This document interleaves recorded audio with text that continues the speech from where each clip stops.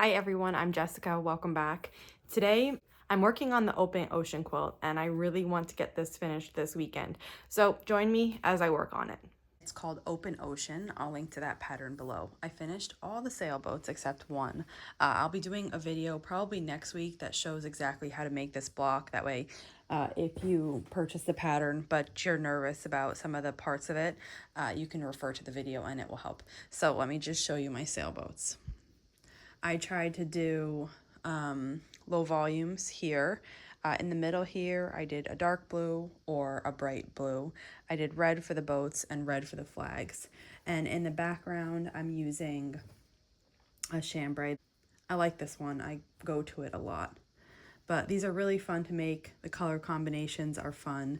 A good use of low volumes. And I mean, really, you can use any color. You don't have to do red, white, and blue like I did. But I was thinking like a colorful rainbow version would be fun.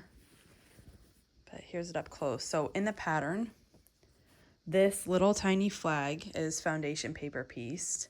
And then this, it's kind of like a half square triangle, that's foundation paper pieced. And then if you don't like foundation paper piecing, there's also traditional templates included, so you could use templates.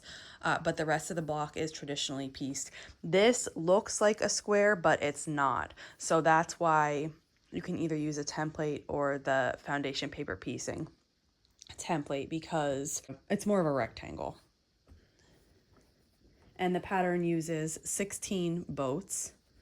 So I just went through and picked some low volumes that I like that coordinated with the red, white, and blue theme. And that's my last one. Now I'm working on the sashing. I think the sashing and the border makes this quilt really fun, but there are a lot of pieces to it. Let me show you how I do it so it's really fast. Chain piecing. So this is all 16 of one, and this is 16 of another. And then I have more pieces to work on the 16. So I'm gonna make some of them now. I'll show you how I chain piece them. So the waves, which are the sashing of this quilt, they use quite a variety of white, like I'm using solid white, and I'm also using the chambray again, and they use quite a variety of pieces, and each sashing unit has 4 horizontal rows that get sewn together to be one big unit, and each of those 4 rows is made differently. But I already showed you 2 of them that I chain pieced, and I'm going to chain piece another. So what I usually do is, and it's what I talk about whenever I'm talking about chain piecing, is I'm just going to do every single piece as a large chain, and I'm not going to cut until all the way at the end. So you can see those ones I already made. I didn't even cut those apart yet. I just chain piece those through, and I'm going to cut them at the end when I have all the units ready, and then I can start sewing the pieces together. So this particular one has the most pieces out of all of them. And basically right now I'm just matching 2 squares up together. And once I get all 16 of, because we need 16 sashing units, all 16 of these made, then I'll cut the threads and I'll start adding the 3rd unit in the column. Okay, I just put the 16th one through, so I'm just going to cut my threads and bring it all the way back to the beginning. I'm just going to double check my pattern, and then I'm going to start adding the next piece onto this, which happens to be another blue square. So I just line it up, and then I'll sew with this, and then I just repeat this all the way down.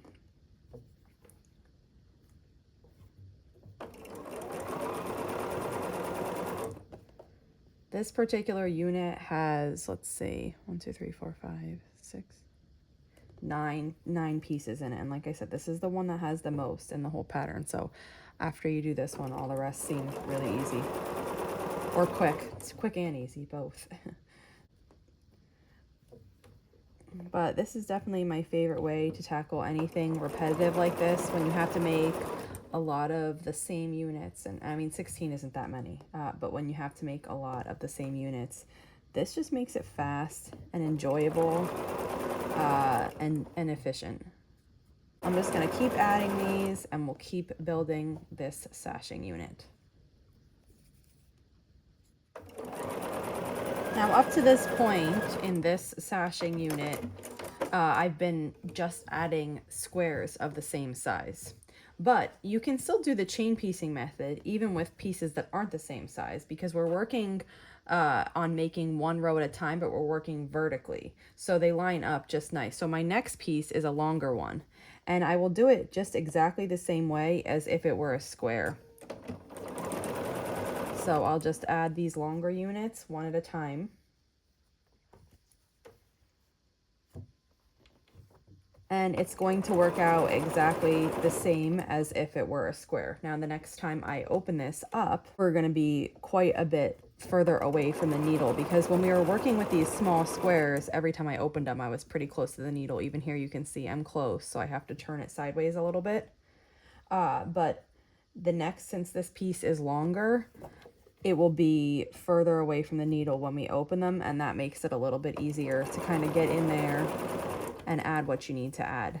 But either way, this is still definitely worth it to do it this way, in my opinion. And you get kind of used to working in a small area when you're using smaller pieces.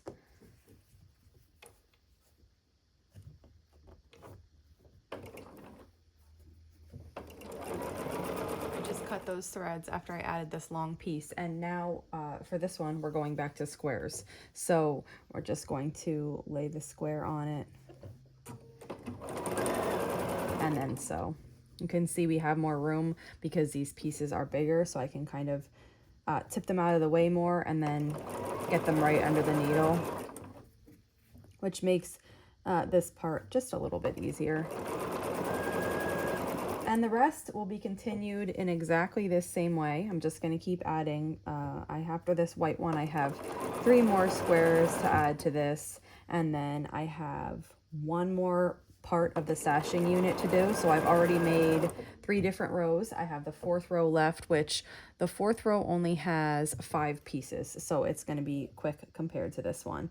And then what I'll do once I have that is I will cut each of the pieces apart in the chains of the sashing units, and then I'll start making the actual units with the pieces here. So I finished all 4 parts of the sashing, and I have them here in big long chains. And so basically now I just come in with a pair of scissors. I usually lay them out like this, and this one fits on the cutting mat, so that's nice and easy. Sometimes they're really long and you have to break it up into little sections. And then I just start at one side and I just snip the threads. And you would think that this would take a long time, but it actually goes really quick, and you kind of get into a rhythm. You know where the threads are, and you just start snipping apart. And then I will do this for all of the units here. And then what I'll do is I'll stack them in piles of like. So for example, I'll take this unit, stack these all like this, and then I'll do that the same with all of them, and I'll put them in the order that they need to be assembled, and then I'll chain piece these together. I have all of the sashing units stacked roughly in their groups, so there's 4 total. This is the order that they need to be, and what I did was I took one of each and I made a test just to make sure I did everything right, they're laid out correctly, and this is how it's supposed to look. So I'll put this one aside, and we're gonna go over to the sewing machine and I'll show you how I chain piece these then. I usually bring my little test one over with me to the sewing machine so that if I need to refer to it, or I grab my computer and refer to the pattern, I'll keep this here just to make sure I'm assembling it correctly. And then I grab the first pile and the second pile. And I'll just take a look to make sure I didn't mix these up, because that's entirely possible. So this is what my top one should look like. And my next one, yep, this is correct, should look like that. And then what I do is I just chain piece these. So I'll start by matching them up. Here I'm pushing all of the seams to the darker color. So that would be everything toward the blue. And I don't pin, but I just get these lined up and then sew them. And then once I get through that seam, I'll stop and I'll readjust this seam. and then I'll match it up to the end and make sure everything's matching. And then I'll just hold it in place and send that through.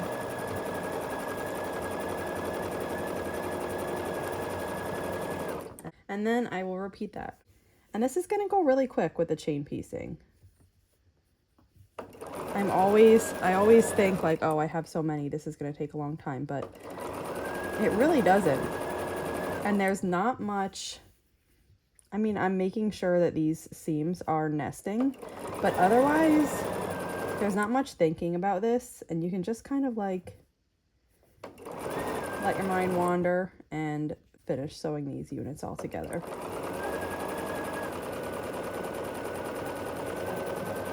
Chain piecing all of the sashing units, and they're here just all hooked together in one big long chain. So the next step is to just come in between them and cut these threads, and then I will have all 16 of my sashing units made. Now this quilt has block rows and sashing rows, so I did all the sashing units and I'm not pressing them. I'm gonna wait until it's made into the quilt top, but I am just kind of finger pressing them really quickly in the way they need to go. And I'm making sure as I do this that they look right. And then the cornerstones for this quilt look like this. So the sashing row contains 4 sashing units, 3 cornerstones. And what I'm doing here is I'm just making those in chain piecing also. So it's gonna be 4 units like this, alternate it with 3 units like this, straight across. And I'm going to make those, I chain piece these all too. It makes it really fast, and then at the end, just like you're chain piecing anything else, you just snip the threads apart and you're good to go. So here is my start to this. So far I have a sashing unit and a cornerstone hooked together, and because we need 4 of these, I've done that 4 times. And you see all 4. Okay, and then I just cut the threads and I go back and I open one up, and then we're going to take another sashing unit like this, and I'm going to put it right on top of the cornerstone. I'm nesting those top 2, that like strip of white, I'm nesting that, but then the rest doesn't nest, it just lays nice and flat there. And then I will repeat that 4 times so that then after this one I will have 2 sashing units and 1 cornerstone, and I'm going to keep adding sashing units and cornerstones until I have 4 sashing units and 3 cornerstones in my row, and then I'll stop, and then I'll show you what it looks like. After that though, I'm going to do this exact same thing to make the block rows. So I'll continue on, and then I will show you this when I'm finished with it.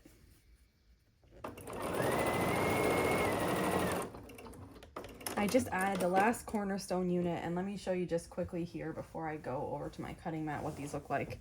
So it's just going to be a really big long strip of all the sashing units, and all of them are hooked together. So I have all 4 sashing units made like this, chain piecing, and then we just need to cut those little threads apart and they're ready to be used. But before I do that, and while I'm here at my sewing machine, I'm gonna make the block rows.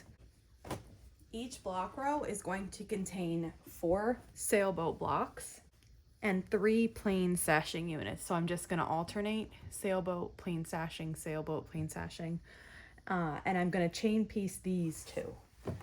You could, if you wanted to, lay out your sailboats to determine, you know, how you want each row laid out. I'm not. I'm just going to grab them randomly and just let that be. Just to get started, I will take my boat, my sashing unit. I'm going to lay this sashing just right on top of the boat and sew this. Then I'll take another boat. Now this is going to be, you know, like the first block in the second row. So I'm assembling this vertically. And also they don't have to stay like this. So for example, if I was unhappy with how one row looked, maybe I wanted to switch row 2 and 3, I'm gonna cut these threads apart anyway. So if I wanted to do that, I could. The only thing you won't be able to change is the horizontal layout, because you're actually sewing that together now.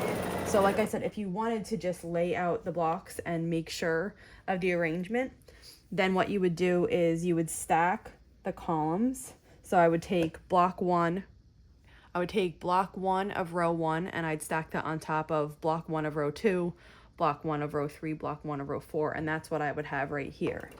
Then I would add these sashing units, and then my next 4 would be block 2 of row 1, block 2 of row 2, block 2 of row 3, and block 2 of row 4. And as you sew these together, then you're making your horizontal rows. You're just assembling them vertically, and you're chain piecing them. Now, after I finish that vertical row, I'll cut the threads and I'll just bring these all back to me. And then, like I said, I'm going to open this up and I'm going to sew on block 2 of row 1, block 2 of row 2, and so on until I complete the next vertical row. Finish sewing the block rows together, chain piecing.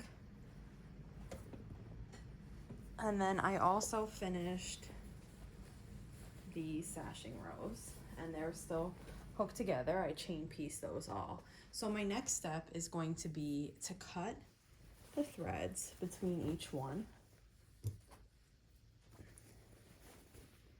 Just like this. And I usually just work my way down.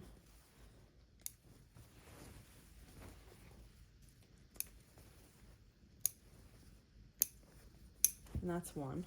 So now I have one sashing row here. This is the horizontal sashing row. And then what I'll do is I'll snip off the top row of blocks, and these sashing rows go under the blocks because they're the waves. And then I will take this row to my sewing machine and I will sew the waves under the boat. And then I'll just continue and I'll piece the whole center of the quilt top like that. Now you can't see the whole thing here, but you can get an idea of what it's going to look like. So rows of sailboats on top of waves all the way down.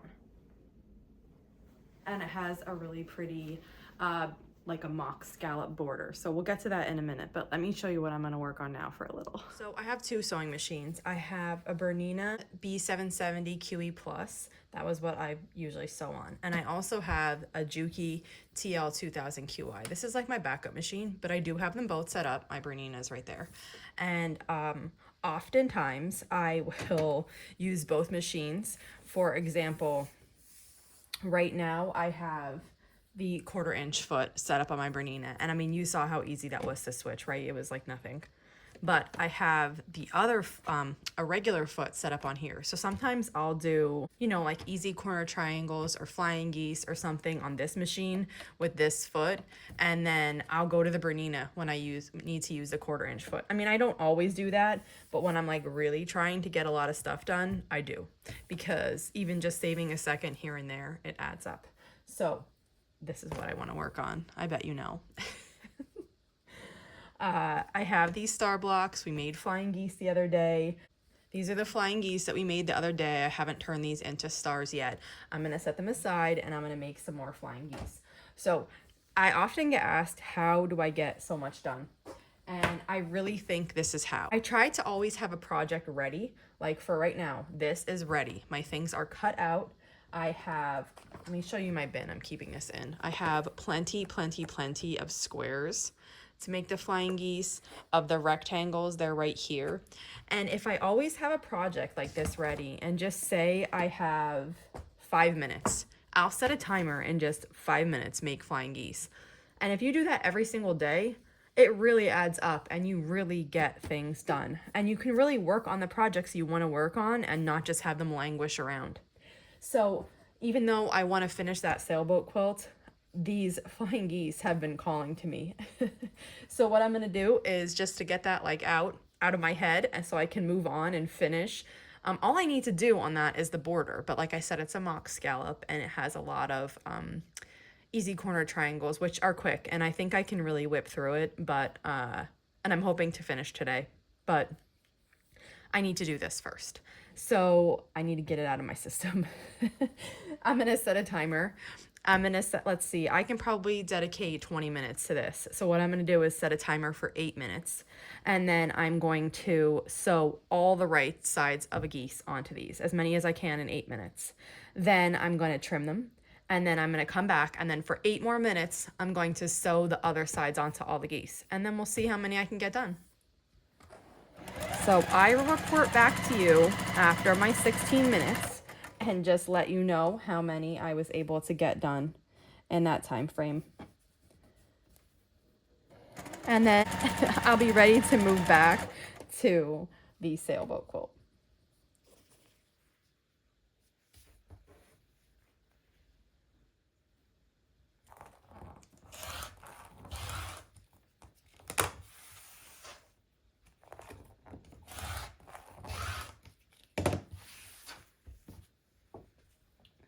So I counted them that second time that I laid them out to just trim, and I got 39 done in the time. So I set a timer for 8 minutes, and I did as many as I could on one side.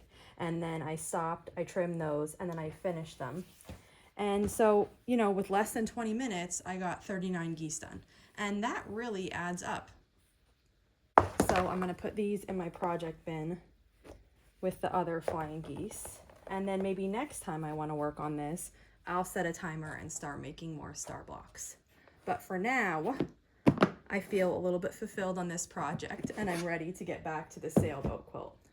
For that, I need to make the border. And what that's going to be is these rectangles, and they're each gonna get an easy corner triangle on these. So I'm going to start piecing those now. Thanks for joining me today while I've been working on Open Ocean and also the Scrappy Stars. I am going to go and work on my border for Open Ocean. I'll see you back here soon. Thanks for following along.